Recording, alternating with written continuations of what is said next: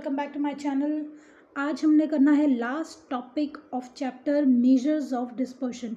Dispersion का आज हम लास्ट टॉपिक करने वाले हैं। इसके बाद हम कोरिलेशन चैप्टर करेंगे। ना लॉरेंस कर्व क्या है, ये एक अनदर मेथड है टू मेजर डिस्पर्शन। डिस्पर्शन को मेजर करने के लिए ये एक दूसरा मेथड है। लॉरेंस कर्व किसने दिया था? मैक्स ओ लॉरेंस ने लॉरेंस कर्व बनाया था। एक्चुअली उन्होंने ये ग्राफिकली प्रेजेंट किया है मेथड उन्होंने ग्राफिकली प्रेजेंट किया है। तो इनका जो मोटिव बिहाइंड लॉरेंस कर्व, उन्होंने अपने ही नाम से इसको नाम दिया लॉरेंस कर्व। इनका मोटिव था इस तरीके से डिस्पर्शन को मेजर करने का, वो ये था इनइक्वालिटी देखना। इनइक्वालिटी कहाँ देखना? इनइक्वालिटी देखना एक तो कंट्रीज़ के बीच में, जैसे एक कंट्री है, दो कंट्रीज़ हैं, कंट्रीज़ के बीच में इनकम और वेल्थ की distribution means degree of inequality इन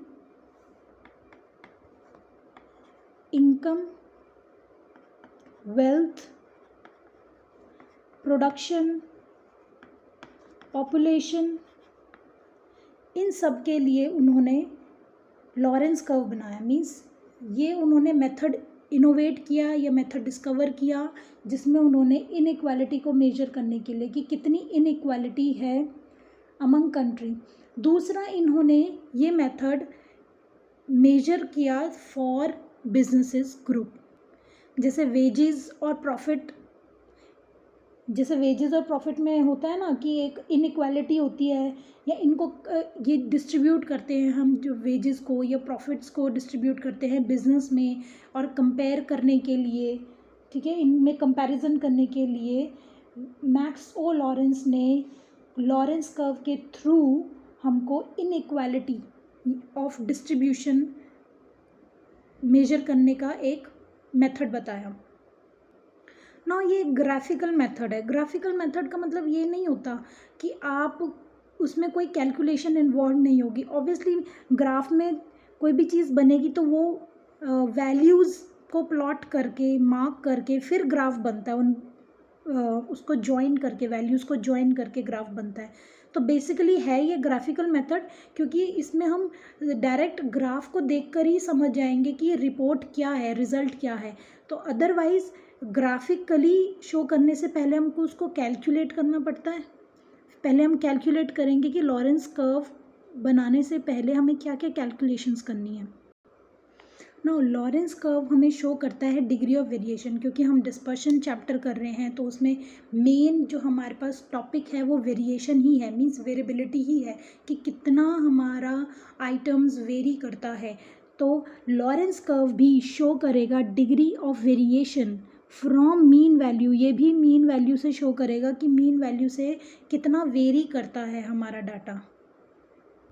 ना अभी हमने जब डिस्क्रीट सीरीज़ की थी, अरिथमेटिक मीन, मीडियन, मोड हमने किया था चैप्टर, हमने उसमें डिस्क्रीट सीरीज़ की थी जिसमें हमारे पास एक्स आइटम होती थी, साथ में फ्रीक्वेंसी गिवन होती थी। ना सपोज़ इसमें भी मैं अगर आपको एक तरीका बताऊं कि लॉरेंस कर्व इसमें डिफरेंट कहाँ पर है, इसको समझाने का मतलब मेरा इतना ही है कि अगर आपको लॉरेंस कर्व आ जाए क्वेश्चन और अगर आपको सॉल्व करना हो तो आपको कन्फ्यूजन नहीं रहेगी, क्योंकि अगर मैं आपको एक स्टेप समझा दूंगी तो ब्रेन में क्लिक हो जाएगा। फॉर एग्जांपल एक्स हमारा 20, 30, 40, 50 एंड 60 है। फ्रीक्वेंसी ले लो 2, 1, 3, 4, 7, 1। नाउ हम यहाँ पर क्यूमुलेटिव फ्रीक्वेंसी निकालते थे। किसकी निकालते थे? फ्रीक्वेंसी की क्यूमुलेटिव। फ्रीक्वेंसी को क्यूमुलेट करेंगे तभी तो क्यूमुलेटिव फ्रीक्वेंसी बनेगी। 2, 3, 6, 10, 17, 18, ये हमारी क्यूमुलेटिव फ्रीक्वेंसी आ गई। लेकिन लॉरेंस कर्व में हम फ्रीक्वेंसी का क्यूमुलेटिव भी निकालेंगे और एक्स आइटम्स का भी क्यूमुलेटिव फाइंड करेंगे। नाउ प्रैक्टिकल क्वेश्चन करते हैं। फॉर एग्जांपल हमारे पास इनकम है और number of person. Income means x, number of person means frequency. अब ये मत समझना ये दो अलग सीरीज़ है, ये अलग सीरीज़ नहीं है, ये इसी की फ्रीक्वेंसी लिखी है क्योंकि हमको यहाँ कैलकुलेशन करनी है इसलिए मैंने थोड़ी दूर लिखी है, अदरवाइज़ हम हमेशा x के साथ ही f लिखते थे। ना मैंने क्या बोला कि हमको क्यूमुलेटिव फाइंड करना है, तो हम दोनों की क्यूमुलेटिव वैल्यू फाइंड करेंगे, x की भी और f की भी। ना ये है क्यूमुलेटिव इनकम और क्यूमुलेटिव फ्रीक्वेंसी। अब क्यूमुलेटिव फाइंड करने के लिए फर्स्ट वैल्यू हम सेम लिखते हैं, अगली वैल्यूज़ को हम ऐड करते जाते हैं, 300, 700, 1200, 2000। सेम वे यहाँ आएगा 150, 200, 230, 250। अब क्यूमुलेटिव फाइंड करने के बाद इसको हम एज़ पर मेथड, इस मेथड के अकॉर्डिंग हमको परसेंटेज में इसका आंसर चाहिए होता है, तो हम इन सब क्यूमुलेटिव वैल्यूज़ को परसेंटेज में कन्वर्ट करेंगे। नाउ एक तरफ है क्यूमुलेटिव परसेंटेज इनकम की और दूसरी तरफ है क्यूमुलेटिव परसेंट फ्रीक्वेंसी की, दोनों की 1 बाय 1 हम परसेंटेज निकालते हैं। देखो परसेंटेज निकालने के लिए हम cumulative income divided by total, अब टोटल हम इसका लेंगे तो मैंने आपको हमेशा बताया कि क्यूमुलेटिव फ्रीक्वेंसी जो भी होती है उसका जो भी टोटल होता है वो n के इक्वल होता है, तो हम 100 डिवाइडेड बाय 2000 इंटू 100 करेंगे। नो 100 डिवाइडेड बाय 2000 इंटू 100, इसकी वैल्यू आएगी हमारे पास 5। Next is 3000 divided by 2000, sorry 300 divided by 2000, 300 divided by 2000 into 100 is equal to 15 आया। सेम वे सारी वैल्यूज़ को सॉल्व करेंगे। नाउ क्यूमुलेटिव परसेंटेज किसकी निकाली हमने, इनकम की क्यूमुलेटिव परसेंटेज निकाली, तो सब 15, 5, 35, 60 और 100 आई। सेम वे हम number of person means frequency, इसकी क्यूमुलेटिव फ्रीक्वेंसी हमने निकाली थी, सेम अब इसकी हम क्यूमुलेटिव परसेंटेज निकालेंगे, तो वो होगी first 80 divided by 250 into 100, so 80 divided by 250 into 100 ये होता है हमारा 32। Now 150 divided by 250 into 100 is equal to 60। So दोनों की क्यूमुलेटिव वैल्यूज़ आ गई है, इनकम की भी और फ्रीक्वेंसी की भी, मीन्स नंबर ऑफ पर्सन की, दोनों की क्यूमुलेटिव फ्रीक्वेंसी के बाद हमने यहाँ पर कोई फॉर्मूला नहीं लगाना है, कुछ नहीं करना है। क्यों? क्योंकि ये हमारा ग्राफ है, तो हमको पहले टेबल ही कंप्लीट करना है, फिर जाकर हम अब ग्राफिकली इसको प्रेजेंट करेंगे। तो ग्राफिकली के लिए हम एक्स एक्सिस वाई एक्सिस लेते हैं। नाउ ये है zero origin, y axis x axis, यहाँ लिखा मैंने परसेंटेज ऑफ इनकम, यहाँ लिखी परसेंटेज ऑफ पर्सन, जो हमने परसेंटेज अभी फाइंड करी थी उसके बेसिस पर यहाँ वैल्यूज़ को प्लॉट करेंगे अभी। नाउ ये है ग्राफ, यहाँ पर मैंने 10 to 100 वैल्यूज़ को लिखा है और इस साइड भी मैंने 10 to 80, 90, 100 पूरी कंप्लीट मार्क कर दिए वैल्यूज़। नाउ नेक्स्ट स्टेप जो है वो ये है कि हम 100 और 100 इन दोनों में एक पॉइंट को सिलेक्ट करें और ओरिजिन से एक लाइन ड्रॉ करेंगे। ये ओरिजिन से हमने लाइन ड्रॉ करी है एज़ पर फॉर्मूला, ये स्टेप है कि हम फॉर्मूला नहीं, एज़ पर द मेथड कि हमको एक लाइन ड्रॉ करनी है और इस लाइन को हम बोलेंगे लाइन ऑफ इक्वल डिस्ट्रीब्यूशन।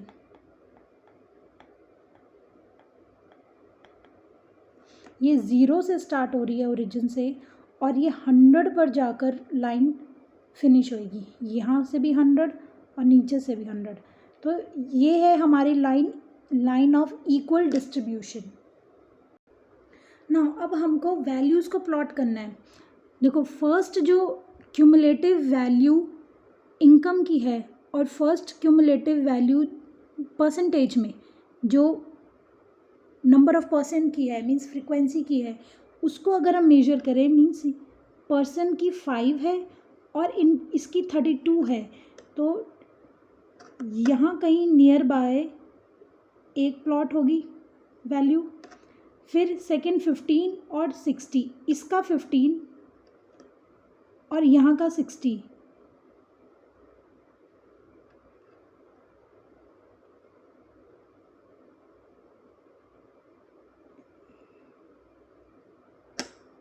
एक पॉइंट ये आ गया। थर्ड 35 एंड 80, ये है 35 और ये है 80। Next is 60 92, 60 and 92। Last is 100 and 100, इसका 100 इसका 100, ये रहा। नौ हम स्टार्ट करेंगे 0 से। ये लाइन हो रही है हमारी जॉइन,